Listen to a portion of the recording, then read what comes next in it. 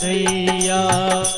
एक अर्ज मेरी सुन लो लार है कन्हैया। एक अर्ज मेरी सुन लो दिलदार है कन्हैया।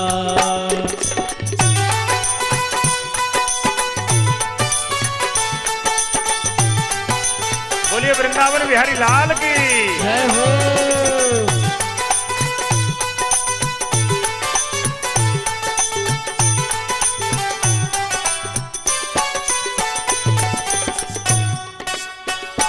तुम हो अधम जनों के उद्धार करने वाले, तुम हो अधम जनों के उद्धार करने वाले, उद्धार करने वाले। उद्धार करने वाले। मैं हूँ अधम जनों का सरदार कन्हैया। मैं हूँ अधम जनों का सरदार है कन्हैया। एक अर्ज मेरी सुन लो दिलदार है कन्हैया। एक अर्ज मेरी सुन लो दिलदार है कन्हैया।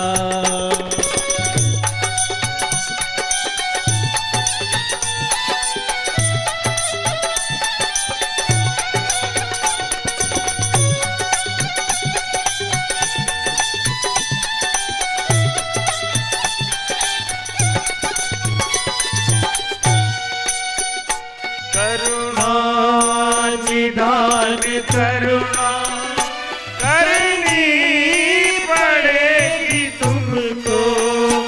करुणा निधान करुणा करनी पड़ेगी तुमको। करुणा निधान करुणा करनी पड़ेगी तुमको।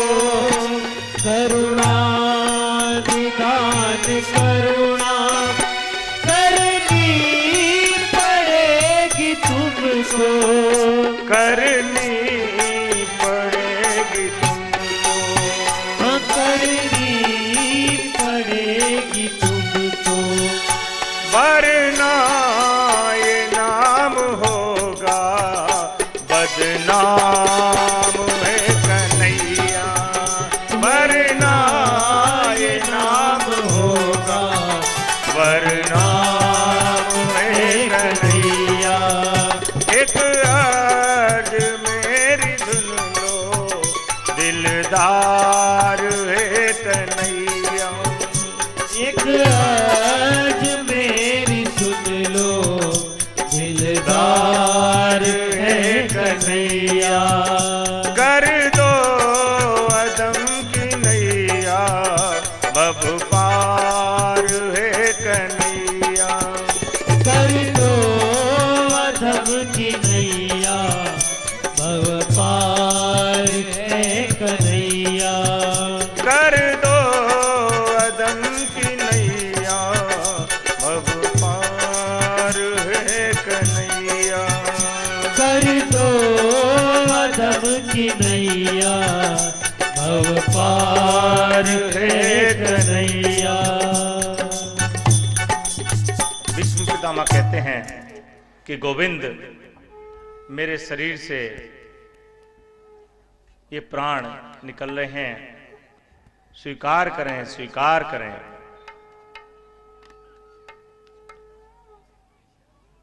विष्णु पितामह कहते हैं कि भगवान आपने अपनी प्रतिज्ञा को भी तोड़ दिया था। भगवान कहते हैं कि कौन सी? कहने लगे कि जब महाभारत को चलते चलते 9 दिन हो गए और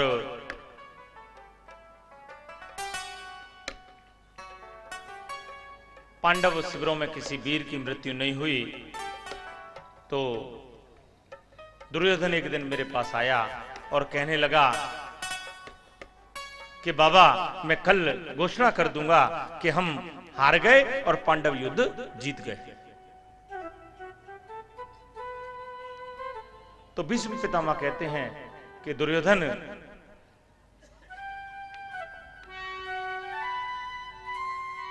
देख अभी युद्ध को तो देख,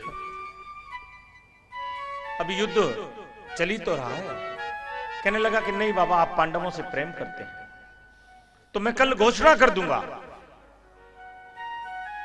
तो दुर्योधन ने मुझे क्रोध दिला दिया और मैंने उसी दिन प्रतिज्ञा कर ली कि या तो कल भगवान को अस्त्र उठाने पड़ेंगे, नहीं तो मैं पांडवों का वध कर दूंगा।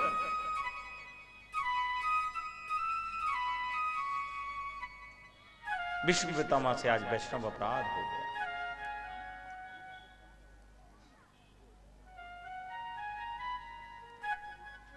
जब भगवान को मालूम पड़ा कि कौरवों के शिविर में तो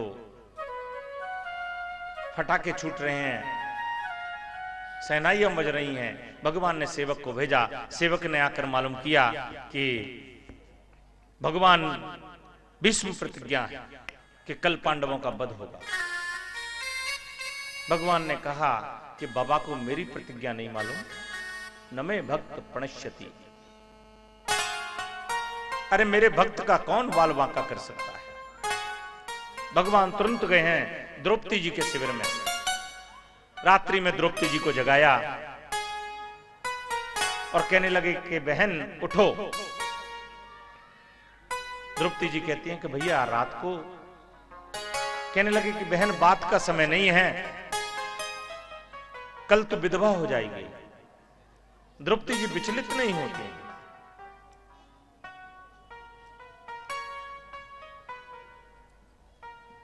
द्रौपदी जी भगवान को कहती हैं कि भैया जब मैं विधवा हो रही हूं तो इसकी चिंता मैं क्यों करूं।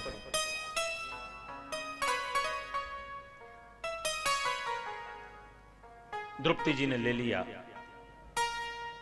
द्रौपदी जी को साथ में लेकर भगवान चल पड़े हैं कौरवों के शिविर में। जब थोड़ी सी दूर चले तो द्रौपदी जी के चप्पलों की आवाज आने लगी। जब चप्पलों की आवाज आने लगी तो भगवान कहते हैं कि बहन ये कौरवों का शिविर है, हमारे दुश्मन के अगर किसी सैनिक ने आवाज सुन ली तो फिर हम इस शिविर में प्रवेश नहीं कर पाएंगे। लाओ ये चप्पल मुझे दे दो। भगवान द्रौपदी जी के हाथ में से चप्पल लेके और अपनी काली कमल में लपेट लेते हैं और कांख में लगा लेते हैं। पहुंचे हैं भीष्म पितामह के शिविर के बाहर।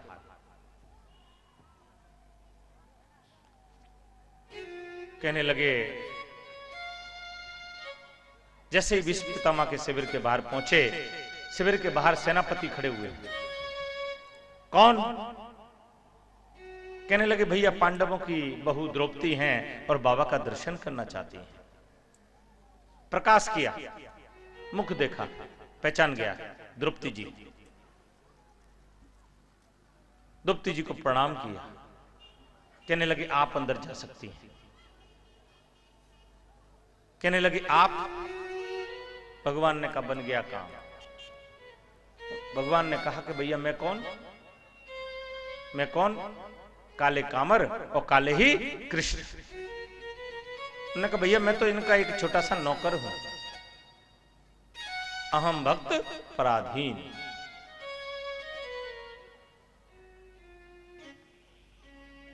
और भगवान ने द्रौपदी जी की चप्पलों को अपने एक सामने वृक्ष था उसके पास चप्पलों का अपना तकिया बनाया और भगवान लेट गए। इधर प्रातः काल में भीष्म पितामह पलंग पर बैठे बैठे आज ध्यान कर रहे हैं, परंतु गोविंद ध्यान में आते नहीं हैं।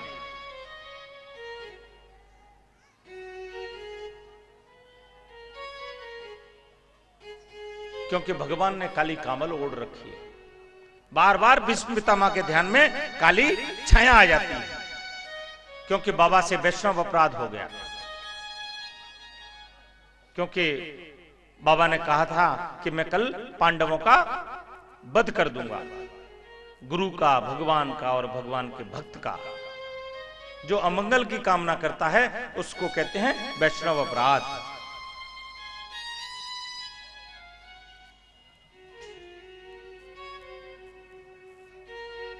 जैसे ही द्रौपदी जी बाबा के पास पहुंची तो बाबा ने कहा अखंड सौभाग्यवती भव। तुरंत द्रौपदी जी ने कहा कि बाबा कल तो पांडवों का आप वध करेंगे या ये आशीर्वाद सत्य होगा? भीष्म पितामह समझ जाते हैं, कहने लगे किसके साथ आई हो? कहने लगे भगवान साथ में आए हैं। जो भीष्म पितामह ने सुना कि भगवान साथ में आए हैं तो कहने लगे कहां हैं? द्वारपालों ने रोक दिया, दौड़ पड़े हैं भीष्म पितामह के दर्शन करने। भगवान द्रौपदी जी की चप्पलों को अपने सिराने से लगाते हुए सैन निद्रा में। भीष्म पितामह भगवान के चरणों में पड़ गए और कहने लगे कि जिस भक्त की चप्पलों को गोविंद सिर पर धारण करते हों, जिनके रखवाले श्याम सुंदर यदुनंदन सांवरे कृष्ण हों, उनका कौन क्या बाल बांका बिगाड़ सकता है? भगवान कहने लगे कि बाबा भीष्म प्रतिज्ञा है, अब कल पांडवों का वध होगा या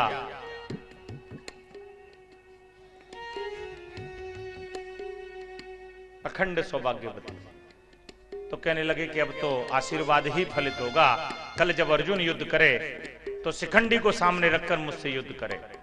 दूसरे दिन युद्ध प्रारंभ हुआ और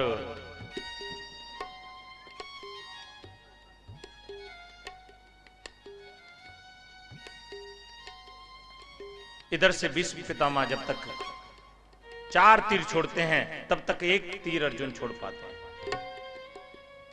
अर्जुन भीष्म पितामह की प्रशंसा करते हैं और कहते हैं कि देखो प्रभु, बाबा का शरीर कितना बुढ़ापे का शरीर है, फिर भी मैं 1 तीर छोड़ता हूं और ये 4 तीर छोड़ देते हैं। भगवान कहते हैं कि तू देख, आज ही का दिन है भैया अर्जुन, अगर तू भीष्म पितामह का वध नहीं करेगा तो मैं वध कर दूंगा।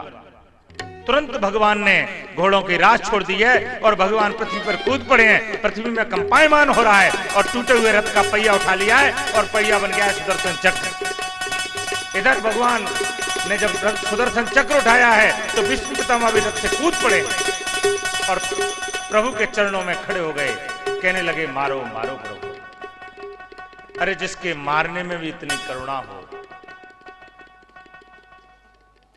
तो भीष्म पितामह कह रहे हैं कि प्रभु, आपने मेरी प्रतिज्ञा के कारण स्वनिगम अपहाय मत प्रतिज्ञा, अपनी प्रतिज्ञा को तोड़ दिया।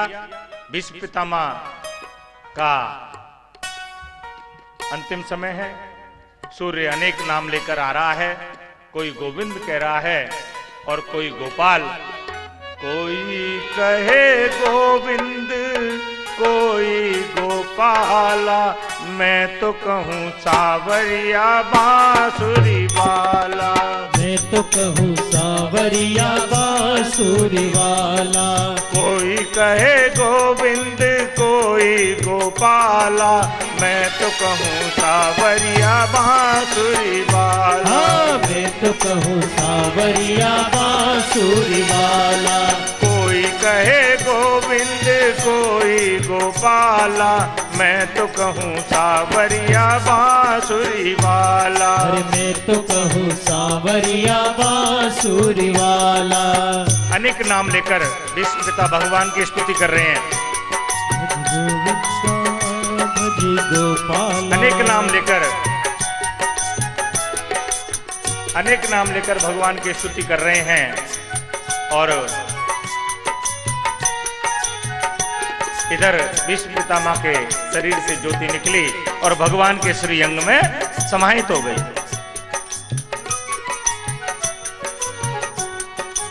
भगवान द्वारका जाते हैं,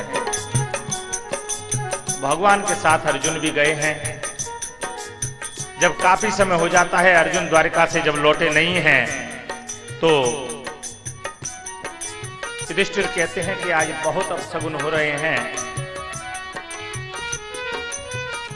और अर्जुन की कोई खबर भी नहीं आई है। तो अर्जुन सामने से आते हुए दिखाई देते हैं, मैले से कपड़े, और भीष्म पितामह पूछते हैं कि अर्जुन क्या बात है। अर्जुन कहते हैं कि प्रभु, श्याम सुंदर यदुनंदन श्री कृष्ण अपनी लीलाओं का स्मरण करके दादा भैया अपने गोलोक धाम को पधार गए हैं, और मैं समझता था कि वो गाड़ी मेरी शक्ति थी, वो तो उन्हीं कृष्ण की शक्ति थी। इधर पांडव भी महाप्रयाण को चले हैं और 15 वर्ष की अवस्था में परीक्षित को सिंहासन पर बिठाया है। परीक्षित की शादी इरावती के साथ हुई, उनके 4 पुत्र हुए, जन्मेजय आदि। 3 बार परीक्षित ने अश्वमेध यज्ञ किए और एक बार भगवान दिग्विजय यज्ञ करने की सोचते हैं परीक्षित। तो क्या देखते हैं, जब परीक्षित दिग्विजय के लिए निकलते हैं तो देखते हैं कि एक पेड़ की आड़ में एक गाय और बैल पुरुष भाषा में बात कर रहे हैं, और गाय को वियोग है। तो बैल कह रहा है कि अरे धरणियो, तेरे को आज क्या बात है, कौन सा वियोग है, कहीं तुम मेरी दशा को देखकर तो नहीं वियोग में है। तो पृथ्वी कह रही है कि भगवान ने अपनी लीलाओं का संवरण कर लिया है, आज पृथ्वी को भी कृष्ण वियोग है।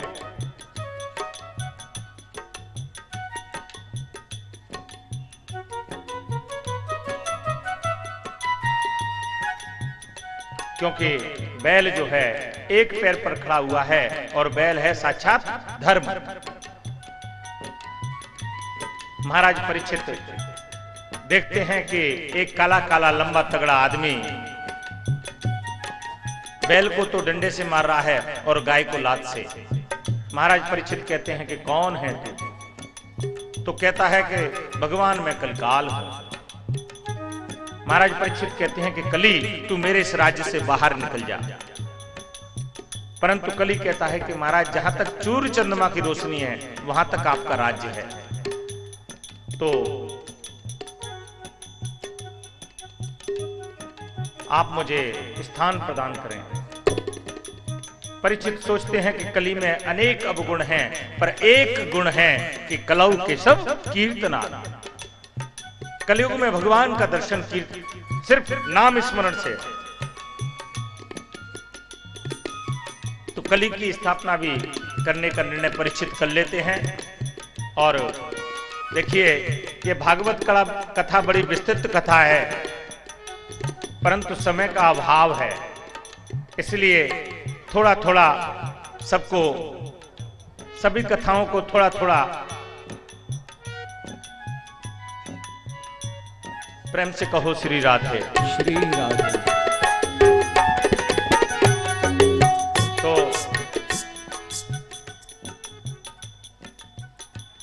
कली को 4 स्थान दिए हैं।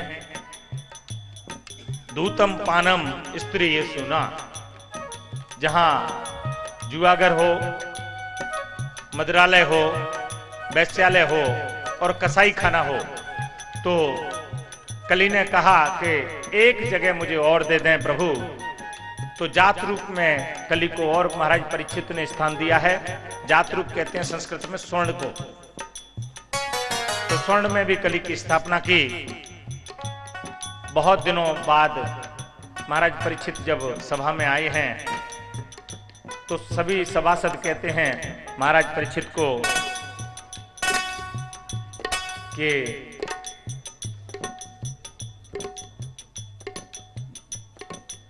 महाराज आपने बहुत दिनों से अपना कोष नहीं देखा है। तो महाराज कोष देखने जाते हैं और वहां एक जरासंध के पुत्र सहदेव का मुकुट देखते हैं। सभासद कहते हैं कि महाराज आप इसको धारण करेंगे तो बड़े सुंदर लगेंगे।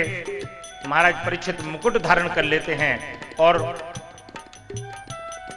वन में जाते हैं। और वन में जाते हैं एक मृग के पीछे आखेट करने के लिए। जब पूरे दिन भर महाराज भटकते रहते हैं तो भूख प्यास से परेशान महाराज को दिखता है एक समीक ऋषि का आश्रम।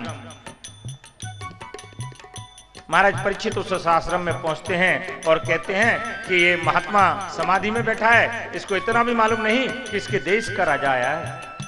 अरे इसको उठना चाहिए, हालचाल पूछना चाहिए। आश्रम के बाहर एक मृत सर्प पड़ा हुआ है। तो राजन एक मृत सर्प को लेके समीक ऋषि की परीक्षा करने के लिए उनकी समाधि सच्ची है या झूठी उनके गले में सर्प डाल देते हैं। जब ये बात समीक ऋषि के पुत्र श्रृंगी को मालूम पड़ी तो समीक ऋषि कौशिकी नदी के किनारे खेल रहे थे। एक जल में आचमन लेके और संकल्प कर देते हैं कि इति लंगति मर्यादाम सप्तम तच्छका सप्तमे हनि। जिस राजा ने मर्यादा को लंघित किया है